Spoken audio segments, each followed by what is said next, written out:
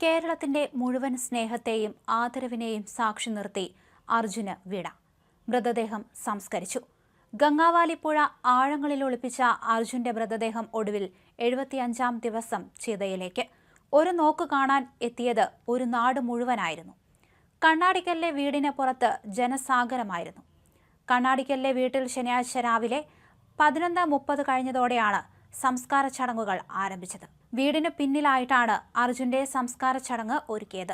അർജുന്റെ മൃതദേഹം എരിഞ്ഞടങ്ങിയപ്പോൾ മലയാളികൾക്ക് തീരാ നോവായി മാറിയിരിക്കുകയാണ് അർജുൻ എന്ന യുവാവ്. ജൂലൈ 8-നാണ് ഒരു പിടി സ്വപ്നങ്ങളുമായി അർജുൻ കണ്ണാടിക്കൽ മൂലാടിക്കുഴിയിലെ വീടിന്റെ പടിയിറങ്ങിപ്പോയത്. 82-ാം ദിവസം അവസാനമായി അർജുൻ ആ വീടിന്റെ മുറ്റത്തെത്തി.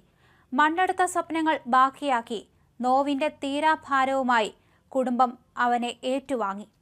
പ്രാരാബ്ദങ്ങൾക്കിടയിൽ അർജുൻ പടുത്തുയർത്തിയ വീടിന്റെ അകത്ത് അവസാനമായി അർജുനെ കിടത്തിയപ്പോൾ എല്ലാവരും കരയുന്നുണ്ടായിരുന്നു.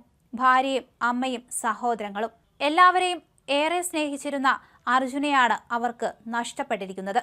ഈ കാഴ്ച എല്ലാവർക്കും കണ്ണീർ കടലായി മാറി. നാടിന്റെ പല ഭാഗങ്ങളിൽ നിന്ന് അർജുനെ കാണാനെത്തിയവരെല്ലാം കണ്ണീരോടെ അർജുന് വിട ചൊല്ലി.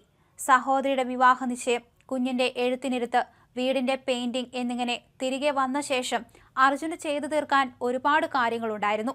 വീടിന് ഞാൻ വന്നിട്ട് പെയിന്റ് അടിച്ചോളാം, സാധനങ്ങളെല്ലാം വന്നിട്ട് വാങ്ങാം, അമ്മയോട് വേണ്ട സാധനങ്ങളുടെ ലിസ്റ്റ് തയ്യാറാക്കാൻ പറയണം.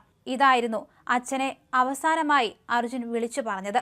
ജൂലൈ 15-ന് രാത്രി അർജുൻ വീട്ടിലേക്ക് വിളിച്ചപ്പോൾ പറഞ്ഞത് ഇത്രമാത്രം: 3 സഹോദരങ്ങളും അച്ഛനും അമ്മയും അടങ്ങിയ കുടുംബത്തെ സംരക്ഷിക്കാൻ ചെറുപ്രായത്തിൽ വളയം പിടിക്കാനിറങ്ങിയ അർജുൻ ഇനിയില്ല. അവനുണ്ടെങ്കിൽ ഞങ്ങൾക്കൊന്നിനും ഒരു കുറവുമുണ്ടായിരുന്നില്ല എന്ന് ആ കുടുംബം പറഞ്ഞിരുന്നു.